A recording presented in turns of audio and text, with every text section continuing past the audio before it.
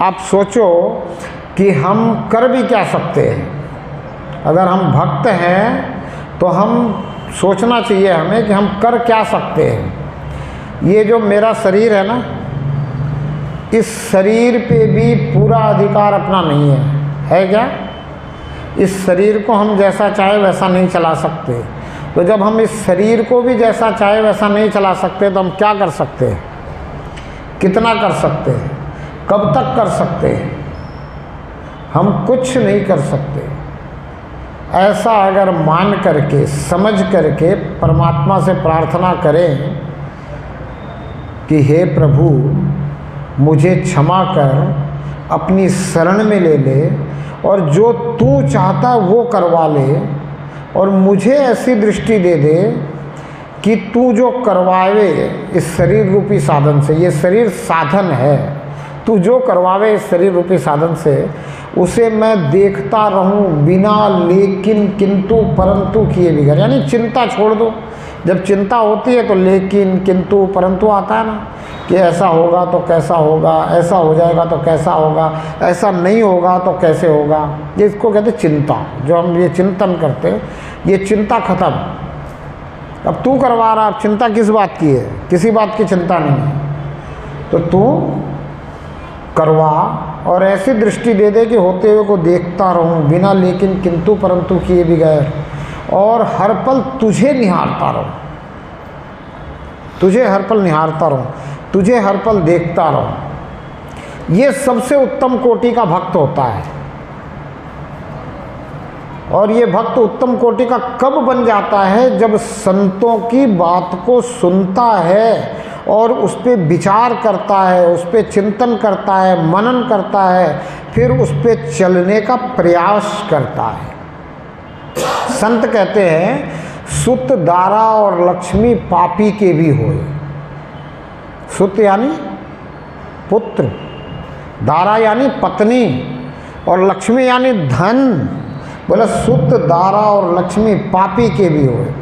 अब देखो कितनी बड़ी बात कही है कि पुत्र, पुत्री, संतान, पत्नी, धन, ये सब कुछ पापी से पापी आदमी के भी हो सकता है, और होता ही है, हम देख ही रहे हैं। अच्छा, अगर हम भक्त हैं और हम भी परमात्मा से यही सब कुछ चाहें, तो मैं तो ये पूछता हूँ सबसे कि फिर भक्त में और पापी में अंतर क्या है? ये बताओ। पापी भी इसीलिए पाप करता है क्योंकि उसको सांसारिक चीज़ें चाहिए, संसार से उसको आसक्ति है, उसको इस शरीर रूपी साधन के लिए संसाधन चाहिए। वो समझता है कि संसाधन मिलने मात्र से ही ये शरीर रूपी साधन सुखी हो जाएगा।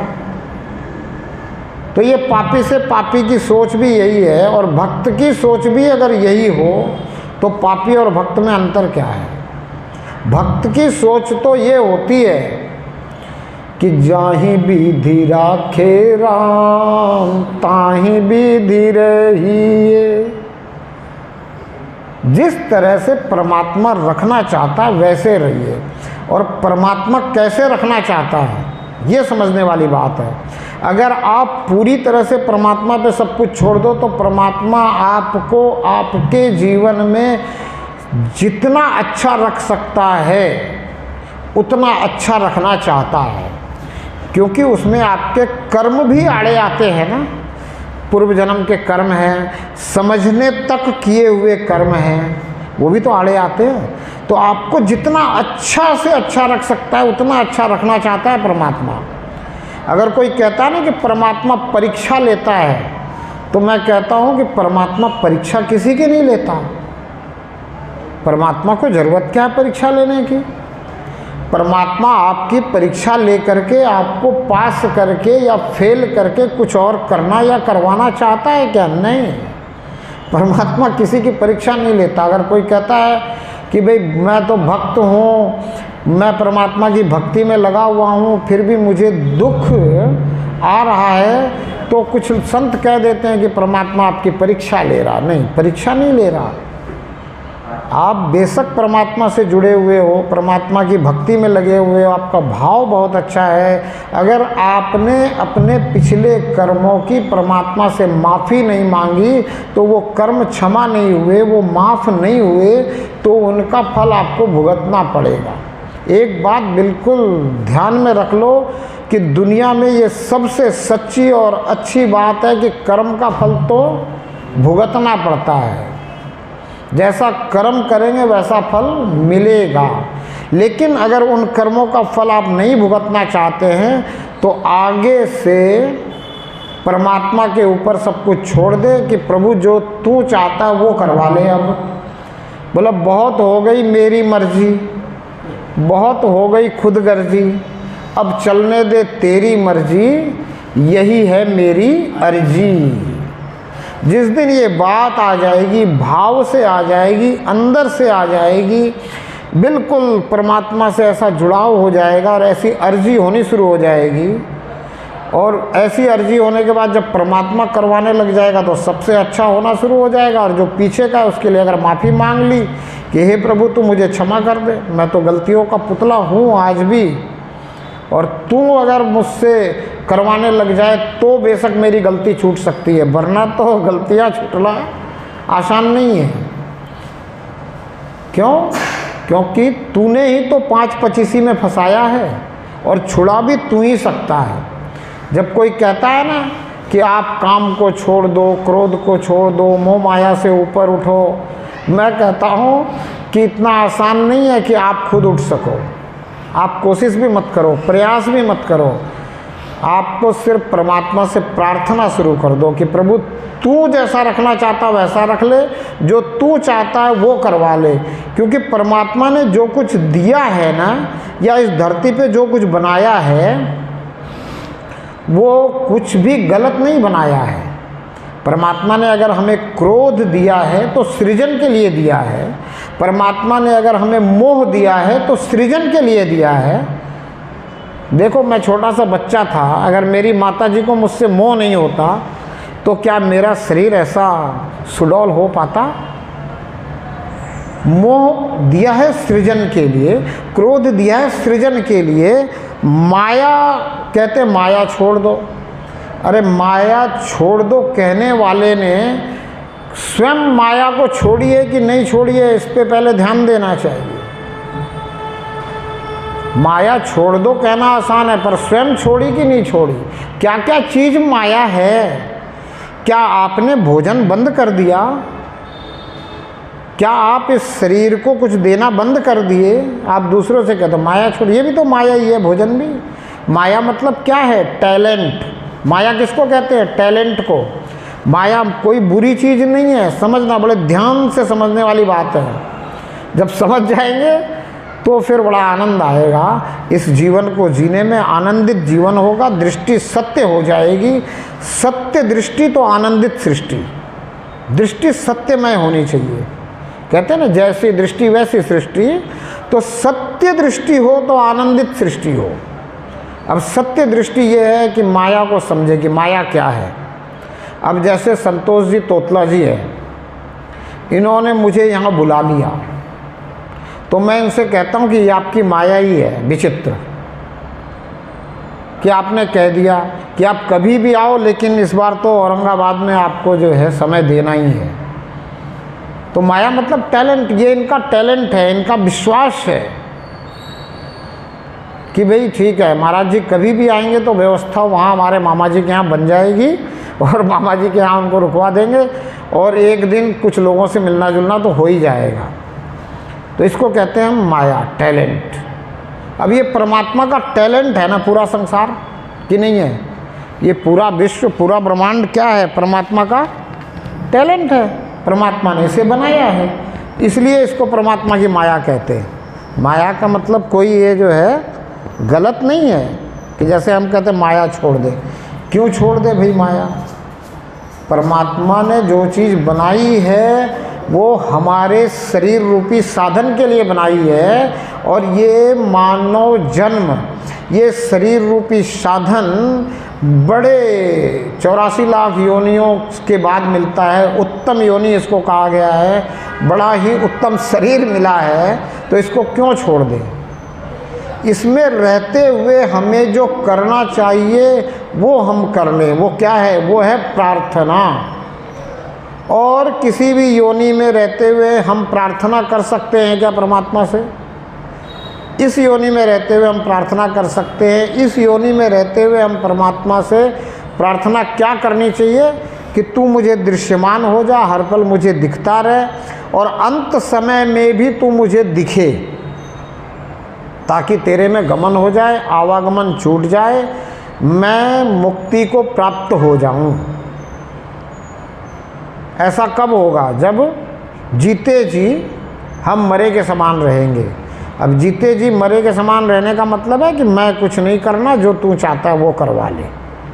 इसी को मरना कहते हैं। जब तक हम अगर कर रहे हैं तो फिर हम मरे हुए नहीं हैं।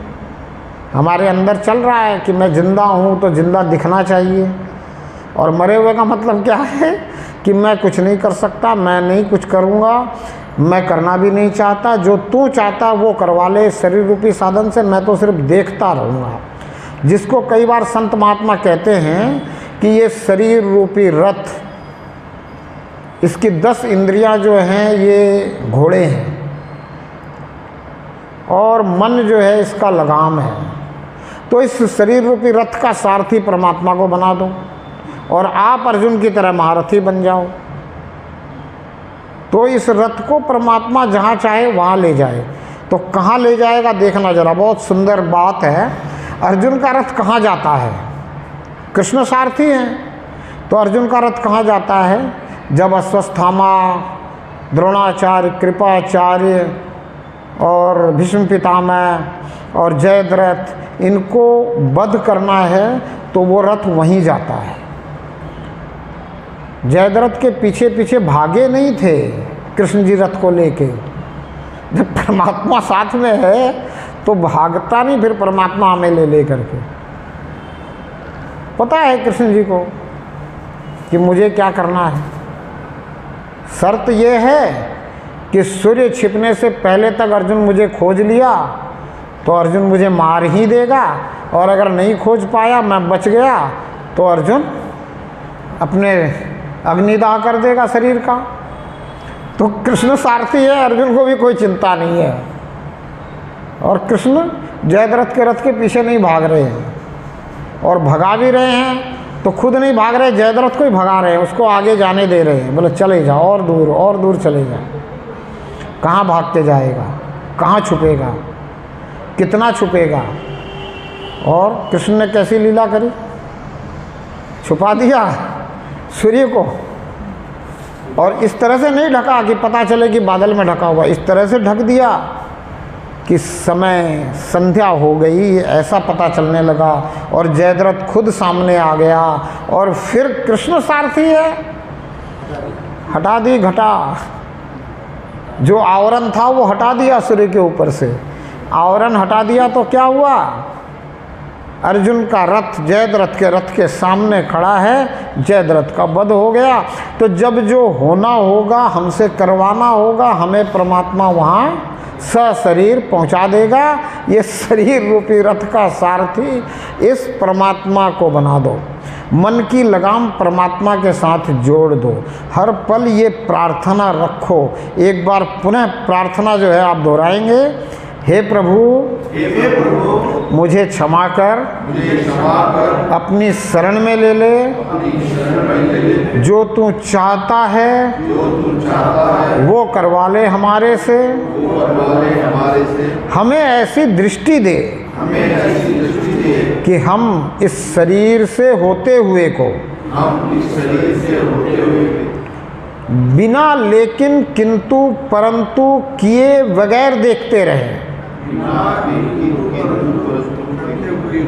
देखते रहें, और हर पल तुझे निहारते रहें, हर पल तुझे निहारते रहें, निहारते रहें। अब इस बात को आप समझो कि इस प्रार्थना में शब्दों का महत्व नहीं है।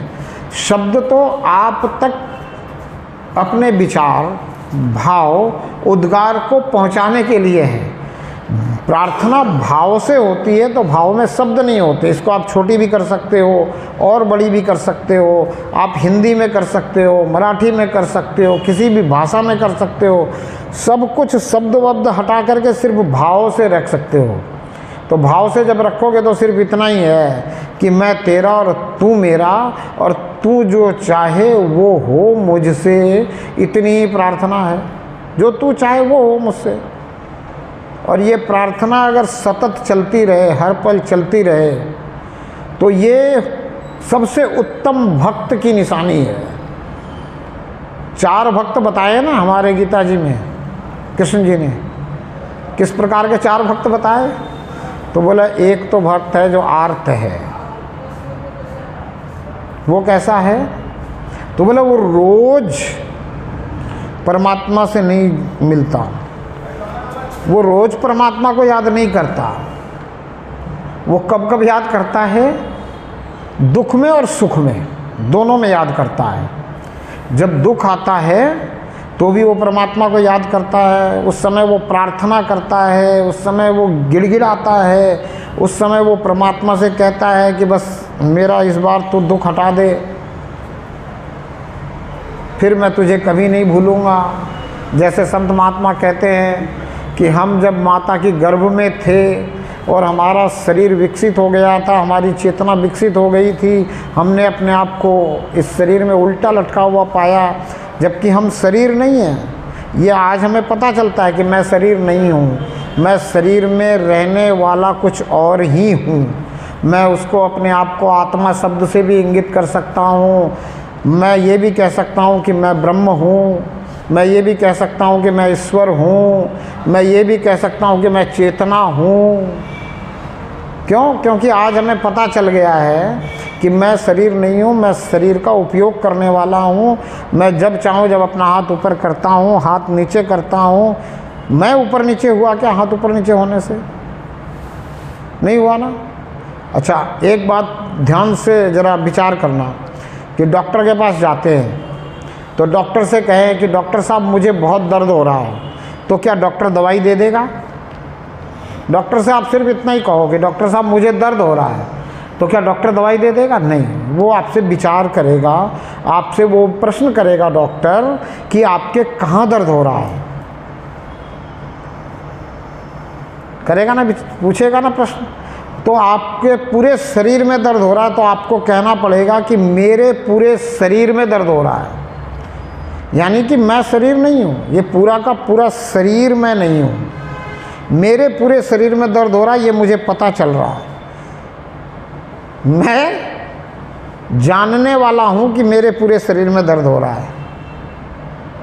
सही है बात, समझ में आ रही है ना? कि मैं ये जानने वाला हूँ कि मेरे पूरे शरीर में दर्द हो रहा है।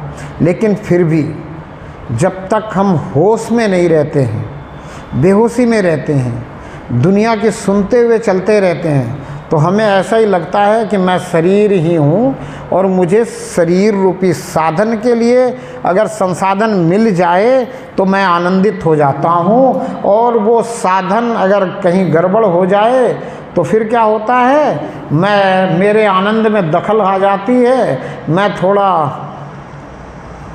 सा जो है चिंता मग्न हो जाता हूँ, मैं थोड़ा सा अपने आप को दुखी महसूस करने लग जाता हूँ, है ना। तो इस प्रकार से ये अगर समझ में आ गया कि मैं शरीर नहीं हूँ, तो मेरे कल्याण के लिए मुझे क्या करना है, तो कहते हैं कि स्वामी रामसुखदास जी ने एक बात कही, मुझे बहुत अच्छी लगी, कि स्व कल्याण के लिए अकर्तापन के भाव में शरणागत होकर प्रार्थना ही एकमात्र उपाय है। उनका ये अंतिम कोट था कि स्व कल्याण के लिए अकर्तापन के भाव में शरणागत होकर प्रार्थना ही एकमात्र उपाय है। तो ये जो प्रार्थना है यही एकमात्र उपाय है। और ये पहले प्रकार का जो भक्त है, ये जो सिर्फ दुख और सुख में परमात्मा को याद करता है। दूसरा जो भक्त है वो रोज़ परमात्मा को याद करता है। वो रोज़ क्यों याद करता है? क्योंकि वो इस विचार में रहता है कि अगर मैं परमात्मा को याद नहीं करूं तो परमात्मा मेरा कुछ बिगाड़ देगा। तो जो दूसरे प्रकार का भक्त है वो डरता है कि कहीं कोई गड़बड़ न हो जाए, तो इसलिए वो परमात्मा को हमेशा याद करता है। जैसे मैं कहता हूँ कि दुकानदार अगर रोज़ धूप बत्ती कर रहा है ना, तो इसी चक्कर में कर रहा है कि परमात्मा को पहले खुश कर लो ताकि ठीक चलता रहे। और एक दिन अगर धूप बत्ती नहीं कर पाता है तो वो दिन भर जो है परमात्मा को याद करता रहता है। तो मैं कहता हूँ धूप बत्ती बंद करो, दिन भर परमात्मा को याद करते हो, वो अच्छा है। एक बार धूप बत्ती करके निश्चिंत हो जाने से अच्छा है दिन भर परमात्मा को याद करते रहो, हमेशा परमात्मा की प्रार्थना में लगे रहो। तो दूसरे प्रकार के भक्त के लिए भी कोई अच्छा भक्त नहीं कहा गया है। तीसरे प्रकार का भक्त है वो जिज्ञासु है, वो परमात्मा को पहचानना चाहता है, जानना चाहता है, इसलिए वो हमेशा याद करता है, तो ये भी ठीक है। लेकिन चौथे प्रकार का भक्त है जो शरणागत हो गया है परमात्मा के, वो ज्ञानी है, वो समझ चुका है बात को कि मैं कुछ नहीं कर सकता, जो कुछ परमात्मा करवाए वो अगर हो तो मेरी जीवन में सबसे अच्छा हो जाएगा, अगर मैं करूँगा तो भी सबसे अच्छा नहीं कर पाऊँगा, अच्छा कर सकता हूँ, बहुत अच्छा कर सकता हूँ, अच्छे करने का अच्छा फल मिल सकता है। फिर शरीर पूरा करने के बाद, इस शरीर से निकलने के बाद दूसरे शरीर में जाऊँगा तो अच्छी जगह जन्म मिल सकता है। अगर अंत समय में कुत्ते का भी ध्यान रहा और कुत्ता भी बना तो अडानी अंबानी के घर का कुत्ता बन सकता हूँ, जहाँ आनंद ले सकता हूँ। पर जिस कारण से ये शरीर मिला है वो तो पूरा नहीं हुआ, मुक्ति तो नहीं मिली, आवागमन के चक्कर से तो नहीं छूटे। इस शरीर को छोड़ने के बाद दूसरा शरीर ही धारण किया, इस शरीर को छोड़ने के बाद दूसरा शरीर धारण नहीं करें, इसलिए ये मनुष्य योनि उत्तम योनि कही गई है। और इसलिए देवता भी तरसते हैं इस योनि को पाने के लिए, क्योंकि उन्होंने भी अच्छे कर्म किए, देवलोक में रह रहे हैं, देवताओं की योनि में मिल गई, तो अब फिर जब अच्छे कर्मों के फल ख़त्म हो जाएंगे तो फिर उनको भी आना है आवागमन के चक्कर में। तो वो कहते हैं संत कि भाई देवता भी मनुष्य योनि पाने के लिए तरसते हैं। तो इस मनुष्य योनि को पा करके अगर हमने आवागमन से छूटने का उपाय नहीं किया तो फिर गड़बड़ है। आवागमन से छूटने का उपाय क्या है? ये प्रार्थना कि तू मुझे ऐसी दृष्टि दे कि हर पल दिखता रहे, ताकि अंत समय में मैं तुझे ही देखता रहूं। अंत समय में जहाँ मता होगी, जहाँ ध्यान होगा वहीं तो गमन होगा। अंत मता सो गता, जहाँ आशा तहाँ वासा। तो अंत समय में परमात्मा दिखे, इसके लिए परमात्मा का दीदार होना जरूरी है, परमात्मा का साक्षात्कार होना जरूरी है, परमात्मा दिखना जरूरी है और हर समय दिखना जरूरी है। और इसके लिए वो दृष्टि मिलनी जरूरी है। समय कम है, पूरी व्याख्या इसकी नहीं कर पाऊँगा, पर इतनी सी बात है कि समझदार को इशारा काफ़ी है। जो समझदार हैं उनके लिए इशारा काफ़ी है। और इस प्रार्थना में लग जाओ और प्रार्थना करते हुए दुनिया के सब काम होने दो। आज तक संत महात्मा कहते रहे कि दुनिया के सब काम करते हुए परमात्मा को याद करो, पर मुझे लगता है कि परमात्मा को याद करते हुए दुनिया के सब काम होने देना चाहिए।